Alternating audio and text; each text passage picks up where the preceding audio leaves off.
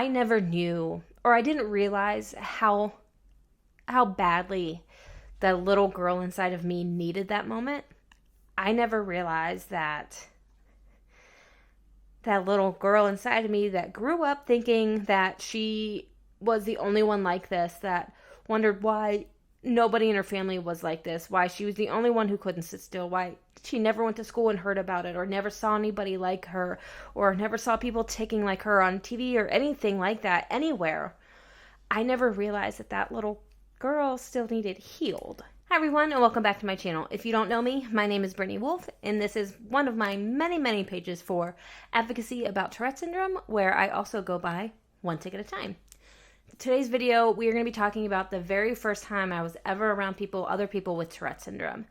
And I remember this because, unfortunately for me, it wasn't until I was in my 30s that I was able to be around people like me. And it was an experience that I will never forget. It's an experience that I will never take for granted. And everyone that has happened since then is also the same way, because they were all, honestly, just magical experiences. Tics from Tourette syndrome and tic disorders, so they can be very, like the tics, they can be very suggestible. They can be very triggering when you're around other people with them, and you can even catch or pick up on people's tics. Sometimes parents are a little nervous, or even other people with Tourette syndrome will ask me, they're a little nervous about that happening for themselves, and they're unsure of if, that quote-unquote risk is worth taking when they are considering going to a Tourette event, whether it's the Tourette events happening from the Tourette Association, like the galas, the in-person conferences that happen, or any of the other fundraising events, or a community event that's happening in their own backyard. They want to make sure that, whatever, and now Chandler's leaving apparently, or trying to, because she doesn't want to hear this anymore. They're weighing the pros and cons of if those factors are worth, going and having this experience. And one thing that I'm going to say too is that this is a totally and completely normal fear, if you want to call it a fear, or worry, or concern. Concern's a better word, because those tics increasing or picking up new tics, it can be very overwhelming. It can be very exhausting and tiring, and it can be an experience that, leaves people's bodies very drained. And that's something that you do have to consider if that is something that you're willing to put yourself through or have your child go through. However, with that being said, I will tell you that it is worth it 1,000, 1 million, 1 billion times over. Being around people with Tourette syndrome for the first time for me was the most healing experience I've ever had as a person with Tourette syndrome. I never knew, or I didn't realize how badly the little girl inside of me needed that moment. I never realized that little girl inside of me that grew up thinking that she was the only one like this, that wondered why nobody in her family was like this, why she was the only one who couldn't sit still, why she never went to school and heard about it, or never saw anybody like her, or never saw people ticking like her on TV or anything like that anywhere. I never realized that little girl still needed healed. And I didn't realize that until I had this moment of when I went to the conference. The first time that I got to meet somebody, I believe the very first person I came head to head with was my friend Haley, who is also an incredible advocate on here. I also am a colleague of hers as well now, but she was the first person I saw. And then I met my friend Emma, who I saw, and it was all these people that I met online and I grew these relationships with online, and it was as if we did actually know each other, because I think the relationship and the bond that you create, even if it is virtual, it's something much deeper than the average relationship or average friendship, because we share something that is so deep to each and one of us individually. And I had to stop myself from crying in that literal moment of meeting them, because it was just so heartwarming and wonderful for me to meet these people that were moving, even if it wasn't like me specifically. I just remember this moment being something where it was, I don't know, it was just freeing instantly.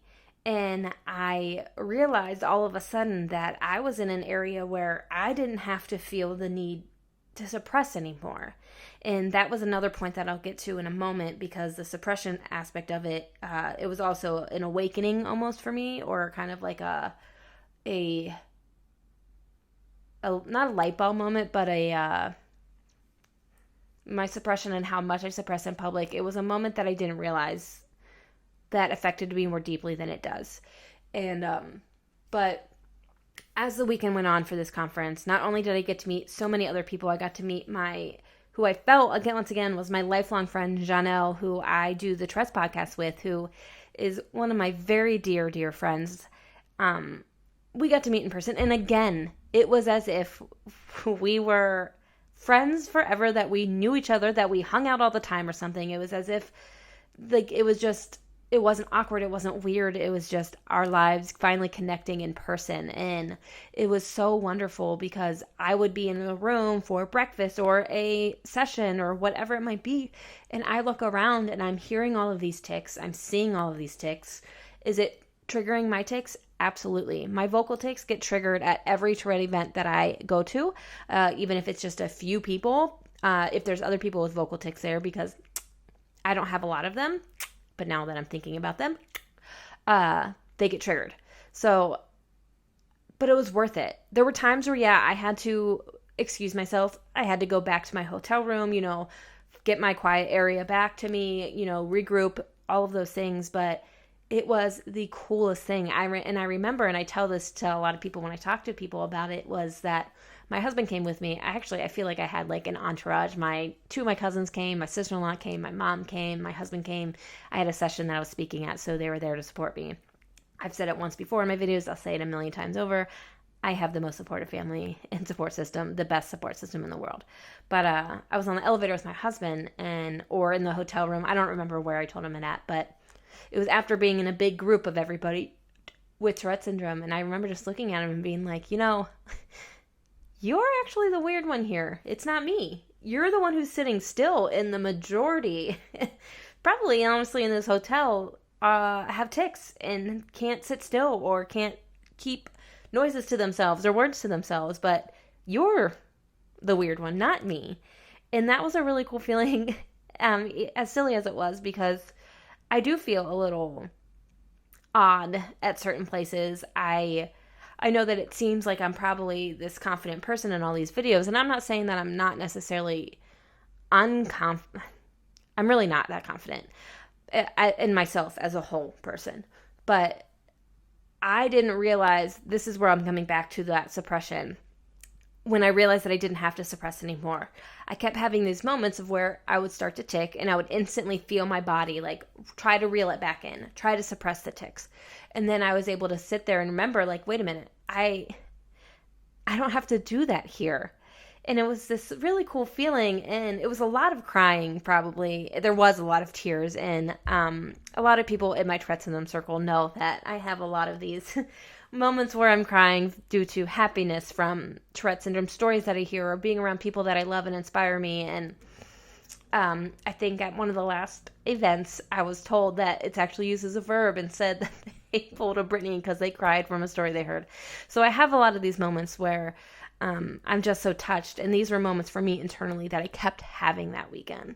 And again, was I extra exhausted? Was I extra sore from tics? Did I have extra tics those few days, and maybe even a few days after or a week after? Yes. But was it worth it? Yeah. Because little Britney, little 7, 8, 9, 10-year-old Britney never got to have that moment. I grew up pushing that want and that need to be around people like me away from me somehow, so deep that I didn't even realize it was there anymore.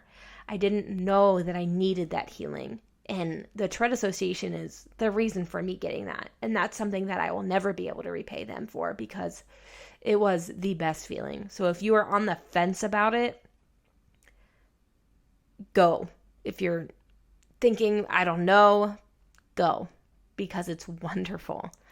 And me realizing that I didn't have to suppress, I didn't realize so much, because I kept having those moments where I had to stop myself from stopping myself in reminding myself that I could tic there. And it was this really big realization for me that I'm not as comfortable ticking in public as I thought I was.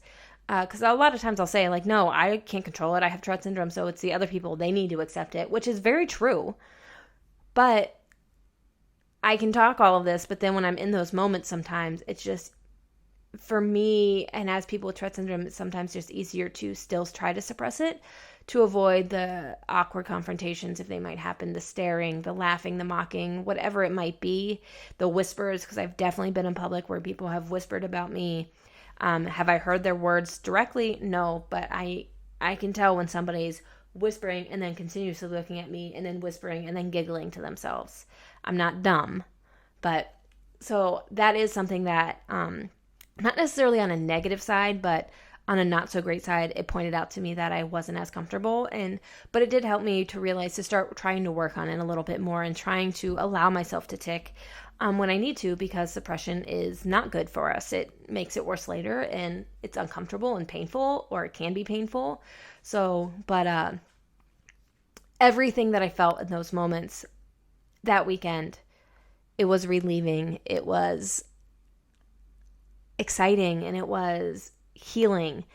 And so much so that when I said goodbye to people, my friends and everybody that I talked to that weekend and hung out with that weekend, when I said goodbye to them and I went back to my hotel room that night with my husband, surprise, surprise, I started crying again. But this time I started crying because I was sad to leave them.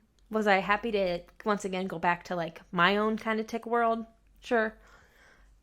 But I remember looking at him and telling him, like, now I feel like I have to go back. Now I feel like I have to go back to this world where I have to hide the biggest part of me. Tourette syndrome isn't all that I am. It never will be. It's not who I am. But it is a very big part of me. It's with me every single day. As I've said in other videos, it is my shadow, my constant companion, the annoying friend that won't go away. And now I had to go back after having this experience of being able to do and tic as much as I needed to and wanted to. Maybe not wanted to, but I needed to. Now I didn't have that anymore, and I had to go back to this world where it felt like I had to hide that part of me, and that part didn't feel good. And I'm not sharing that part to like discourage people, because I think that's how it is for anybody. You see a long lost friend, you have to go back to this world without them. I had to go back to this world without my safe space, my home, my family, quote unquote. But either way, as much as that sadness happened for me at the end of it, the happiness, the memories, the freeing experience, seeing all of the other kids that were younger than me getting to run around and be with people like them, that to me was like the best feeling, because I didn't have that when I was younger, but I want it for every kid growing up with Tourette syndrome. I want them to feel that, and being able to see other kids like them. They're going to grow up without that part of them that is hurting, that maybe they didn't realize was hurting. And that makes me so happy. So, again, if you are on the fence, you're concerned about it, I say go for it. Test it out. You can always pull yourself back and go find your space to not be around it if you need to. But for me, my suggestion will always be err on the side of going and experiencing it and getting to see your child or your friend or your spouse, sibling, whatever it is, get to experience a world that they never got to experience before, even as an adult. It was wonderful. And little Britney will forever be thankful that I did that, and that I get to have those moments so much more often now too. And it's just a really, really cool thing. So yeah. I hope you like that ramble of a story. And again, if you are new here, if you have any questions about Tourette syndrome, about my life specifically with Tourette syndrome, drop them in the comments below. Your comments and likes and shares of the video help my message get out far and wide. So please continue to do that. Comment me anything down there. And yeah, let me know what questions and what video topics you'd like to see in the future. And make sure you subscribe so you never miss another video. Until next time.